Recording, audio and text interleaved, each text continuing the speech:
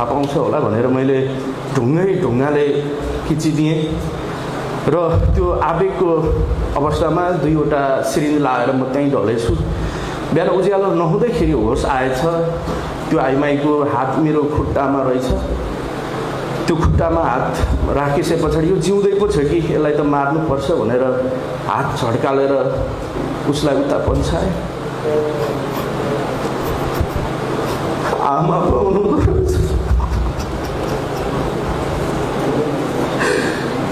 मेरो निम्ति घरमा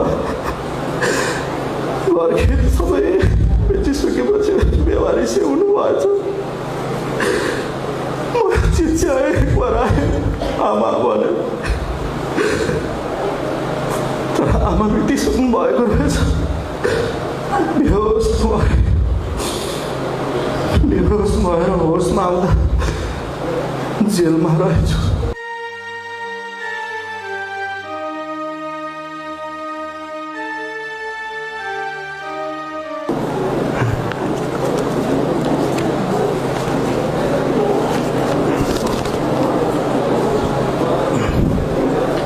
सबैजनालाई नमस्कार। मेरो नाम जीत बहादुर। मृत्युलाई नै जितेर आमाले मेरो नाम चाहिँ जीत बहादुर राखिदिनु भएको रे। अनि छोरी मात्रै जन्माइराखेर म छोरो जन्मिसके पछाडि बुबाको मन पनि जित्या हुनाले गर्दाखेरि चाहिँ मेरो नाम जीत बहादुर राखिदिनु भएको रे। जब म जन्मे हुर्कँदै गए एउटा सिङ्गो परिवारले चाहिँ जित्नको लागि चाहिँ मेरो जन्मको रूपमा लिनुभएको थियो।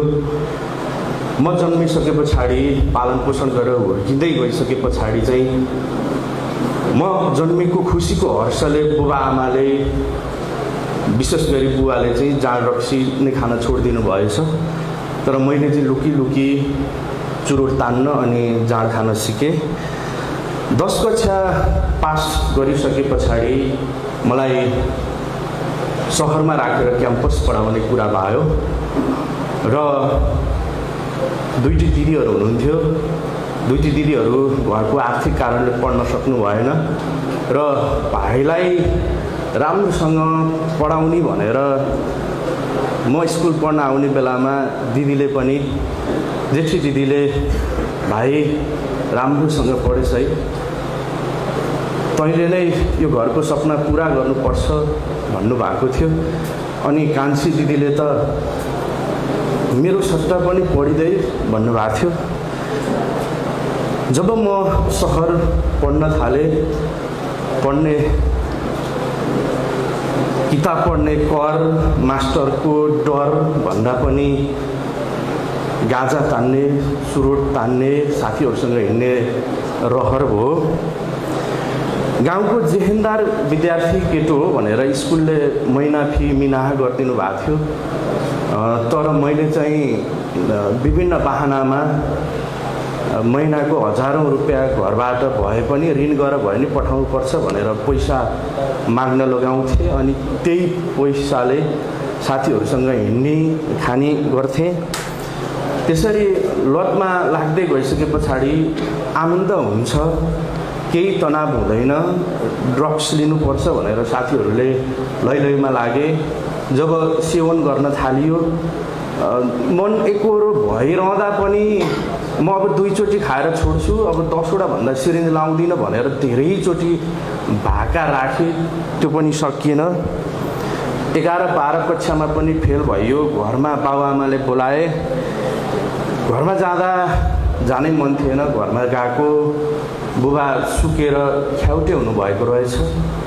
बुबाले उल्टै मेरो शरीर दुब्लो देखेर, होइन त किन दुब्लाइछस्, समयमा खाँदैनस् कि क्या हो, पढाइको साह्रै चिन्ता होला यसलाई भनेर मलाई सुमसुम्याउनु भयो। तर मलाई बुबा तपाईँ चाहिँ किन यसरी सुक्नुभयो, बिरामी हुनुभयो भन्ने सोध्ने ख्याल पनि भएन। बुबाले निराशा नहो, घोडा चढ्ने मान्छे लड्छ, अनि त जीत बहादुर होस्, तैँले जतिवटा हार खाए पनि तैँले जित्नुपर्छ, यो हाम्रो सपनालाई पुरा गर्नुपर्छ भन्नुभएको थियो। आमाले पनि धेरै सम्झाउन खोज्नुहुन्थ्यो, तर मलाई सरापेको जस्तो फिल हुन्थ्यो र मैले 50,000 त्यही दिन बेलुका मागेँ। दिदीहरूले बिहे गरेको ऋणको पैसा त बाँकी छ, यो 50,000 तिर्न कहाँबाट खोजेर ल्याउँ भन्दाखेरि मैले पैसा दिन नसक्ने भए किन जन्माउनु भनेको थिएँ। भोलिपल्ट बिहानै खोजेर ल्याइदिनु भयो त भनेर सोद्धाखेरि छैन भनिसके पछाडि म उठेर झर्किँदै हिँडेँ। बुबाले मेरो हात समाउनु भएको थियो, मैले बुवालाई पनि धकेल्दै बुवा उता थाममा ठोकिनु भएको थियो। अनि आमाले पोल्टोबाट तिलहरी र बुलाकी झिकेर राम्रो गर्नको लागि खर्च होला, लिएर जा बाबु, पढ, राम्रोसँग गर। अनि बुबाले पनि टाउकोमा अलिकति काटेको थियो, सुमसुम्याउँदै केही छैन, ठिक छ छोरा, राम्रोसँग पढ, पैसा पुगेन भने म खोजेर फेरि लिएरै आउँछु भन्नुहुन्थ्यो। आमाको गनगन, बाउको गनगन, त्यो अर्थी पनि सरापेको जस्तो फिल हुन्थ्यो। र कतिखेर बिहान होला भनेर म उठेर बजार झरेँ, किनकि मलाई 10 घन्टा समयमै एकचोटि लागु पदार्थ सेवन डोज लाएन भने म केही बोल्न सक्दिनँ थिएँ। त्यही भएर म होलिएर हिँडेँ पनि। र आमा बाउले बल्ल बल्ल छोरो आएको छ, 1-2 दिन बसेर जान भन्दै हुनुहुन्थ्यो, किनकि मलाई कहिले पुगु र कहिले लिउँ भन्नुभएको थियो। मैले घरमा धेरै कुराहरू ढाँटेँ। ढाँट्दा अब घरबाट पैसा नआउने भयो भन्ने छाँटकाँट देखे पछाडि त्यसको उपाय सजिलो लागु औषध ओसार पसार गर्न जस्तो लाग्यो।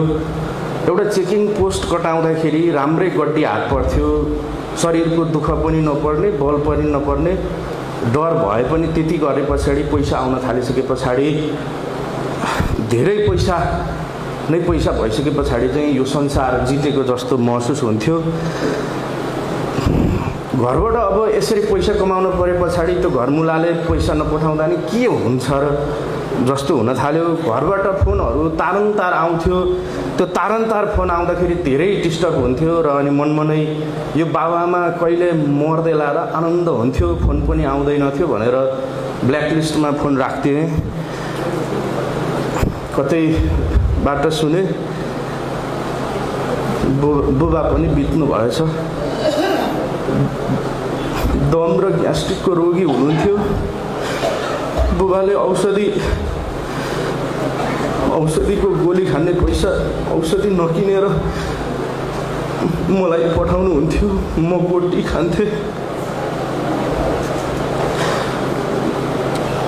मलाई पठाएको लाख पैसा आखिरी घरबारे बेच्नु भएको कुरा पनि पछि थाहा पाएँ। कलेज लेभल पढ्दाखेरि एउटा केटीले असाध्यै माया गर्थे। मैले मायाको फाइदा उठाएर धेरै पैसा उसँग मागेँ, आफ्नो स्वार्थको लागि पुरा गरेँ। जब लागु औषधमा युवतीहरू पनि संलग्न भइसके पछाडि यो रासलीला गर्नको लागि मलाई त्यो चोखो मायाको परिभाषा पनि थाहा भएन। र एक दिन साथीहरूसँग बसेर हामी यो सामान कता पुर्याउने, कसरी बाटो छलेर लाने भनेर कुरा गर्दै थियौँ। कुरा गर्दैखेरि मलाई माया गर्ने केटी आई, धेरै रोइ कराई गर्न थाली र साथीहरूले अब यसले थाहा दिन्छ, अर्को कुरो जान्दैनौँ भने मैले हुटुटिएर म कहाँ छु त खोज्दै हिँडेँ, तेरो आँखा भनेर दुईटै आँखा फुटाइदिएँ। पछि आत्महत्या गरिछे। बाउ त मर्दा त चिन्ता भएन, जाबो केटी भन्ने थियो, तर एउटा डर चाहिँ आत्महत्या गर्दा मेरो नाम लेखी कि क्या हो भन्ने डर थियो। तर सुसाइड नोटमा लेखी छ, लागु औषध नगराउँ भन्ने लेखेर आत्महत्या गरिछ। अनि खास कारण चाहिँ म नै थिएँ। म नसाको कारणले यति गम्भीर स्थितिमा पुगिसकेकी थिएँ। मलाई कसैको वास्ता थिएन। मात्र अर्को जिल्लामा कसरी पुग्ने, क्याम्पसका केटाकेटीहरूको छेउमा बस्ने कलेजको गेटमा अनि उनीहरूको अनुहार हेर्ने, अनि चिन्थ्यौँ हामी अनुहार हेरेर यसले चाहिँ सेवन गर्छ भनेर। अनि सहरका घरेनिया छोराछोरीहरू जो इच्छुक हुन्थे उनीहरूलाई हामी सम्पर्क गर्थ्यौँ। र मैले झन्डै 3टा जिल्लामा 100भन्दा बढी युवा युवतीहरूलाई प्रत्यक्ष आफ्नो कारोबारको रूपमा राखेको थिएँ। चिन्ता त्यही थियो, मात्र ओसार पसार अनि डर भनेको घरको, परिवारको, आफन्त कसैको लाग्दैन थियो। मात्र पुलिसको मात्रै डर हुन्थ्यो, समाउने हो कि भन्ने डर मात्रै हुन्थ्यो। एक दिन रातको समय पुलिसले लखेट्यो हामीलाई र हामी भाग्दै जाँदाखेरि म एउटा पुलको मुनि लुक्न पुगेँ। त्यहाँ एउटा बौला आइमाई कराउँदै रहेछिन्, उसको बस्ने ठाउँ सायद भएर होला। मलाई पनि के छोरा हो कि के भन्दै कराउँदै थिए। अनि म जस्तै छोरो पऱ्यो कि या मेरो आमा जस्तै किचकिच पऱ्यो होला भनेर म एकछिन सहेको थिएँ। त्यो धेरै चिच्याउन लागेपछि यसले थाहा पाउँछ होला भनेर मैले ढुङ्गाले खिचिदिएँ र त्यो आवेगको अवस्थामा 2वटा सिरिन्ज लाएर म त्यहीँ ढलेछु। बिहान उज्यालो नहुँदैखेरि होस आएछ। त्यो आइमाईको हात मेरो खुट्टामा रहेछ। त्यो खुट्टामा हात राखिसके पछाडि यो जिउँदै पो छ कि यसलाई त मार्नुपर्छ भनेर हात झड्कालेर उसलाई उता पन्छाए। आमा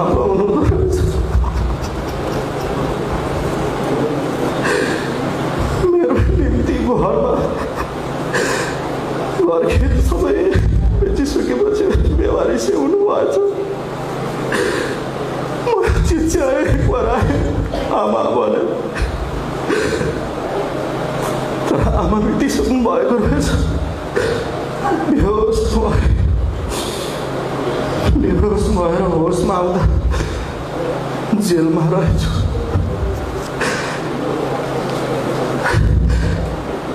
नसा लिएर जेलमा जिउन छटपिट धेरै गाह्रो भयो। मलाई सुधार केन्द्र लगायत विभिन्न ठाउँहरूमा पनि लगियो। झन्डै त्यति लामो बसाइ भइसके पछाडि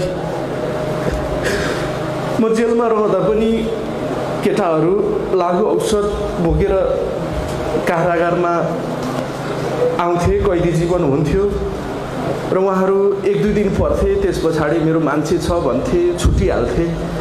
फेरि 6 महिना वर्ष दिनपछि हत्याको आरोपमा ती साथीहरू फेरि जेलमै पर्थे र जेल जीवनमा झन्डै मैले 20 वर्षभन्दा पनि बढी बिताएँ।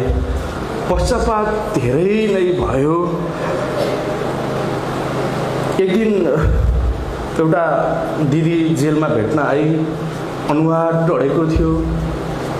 भाइ मात्रै भनी मैले छेउको अरूलाई बिचरा भाइ होला, मेरो पनि दिदीहरू हुनुहुन्थ्यो होला भन्ने सम्झेँ। तर त्यो अनुहार डढेको मेरो आफ्नै दिदी हुनुहुँदो रहेछ। बिचरा दिदीलाई घरासी विवादमा भिनाजुहरूले यो आमा नै मार्ने हत्याराको सन्तान, हत्याराको दिदी नपरो भनेर तातो तेल खनाइदिनु भएको रहेछ। मेरो कारण परिवार सकियो। आफन्तजन मेरो कारणले सम्बन्धमा तगारो बन्यो। मेरो कारण अहिले मेरो गाउँको नाम आमा मार्ने अपराधीको गाउँ भनेर चिनिन्छ अरे। मैले मेरो परिवार मात्र होइन, समुदाय र मेरै कारणले गर्दा मैले नै धेरै युवा युवतीहरूको सिङ्गो भविष्य ध्वस्त गराएँ। जेलमा परेर राम्रै भएको महसुस गरेँ। यदि म जेल नपरेको भए आजको दिनसम्म लाखौँ युवा युवतीहरूको भविष्य बर्बाद भइसकेको हुन्थ्यो। म बिन्ती गर्छु, यो लागु औषधको सङ्ख्या बढ्नुमा मलाई पश्चातापसहित लागेको कुरा कारण यो पनि हुनसक्छ, मनन गरिदिनु होला। साथीको लैलैमा लागेको बेला परिवारबाट निगरानी भएन, जसकारण चुरोट खान गाजा तान्नलाई सहज भयो। दुर्व्यसनमा लागेको थाहा पाएर पनि समाजले किन छुचो हुनु भनेर सम्झाउने बुझाउने गरिएन, जसले प्रयोग गर्नेलाई प्रोत्साहन भयो। छोटो समयमा नै ओसार पर्दाखेरि राम्रै मनज्ञ आम्दानी हुँदो रहेछ भन्ने हिसाबले लाग्दाखेरि यो ओसार पसारमा धेरै मान्छेको सङ्ख्या बढ्यो र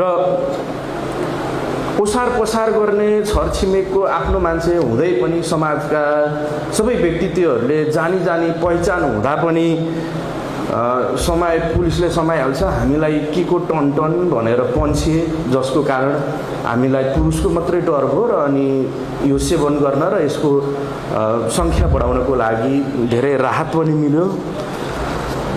र यो फलानुको छोरो त हो नि, के त्यसको परिवारलाई त मतलब छैन भने हामीलाई किन भनेर अरू समुदायले अलिकति निगरानी, अलिकति सम्झाउने र अलिकति कोसिस गर्नको लागि अलिक बढी सबैको ठाउँबाट सहयोग गर्न सकिएन।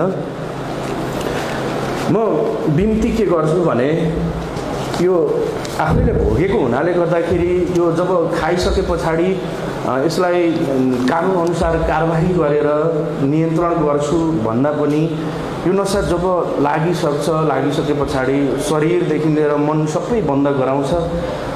म नसा पिइसके पछाडि फु गर्दा पनि ढल्ने काम नै भएको थिएँ। यो जेल जीवनको कालखण्डमा अलिकति भात लागेर मोटाएको छु र मैले अब केही दिन पछाडि छुट्दैछु म जेलबाट।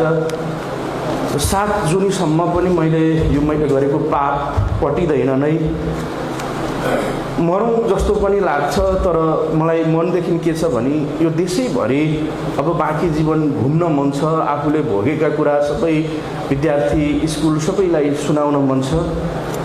सबैलाई यो नसा दशा हो, यो नसामा सकभर टाढै हुनको लागि सबैजनालाई अनुरोध गर्छु।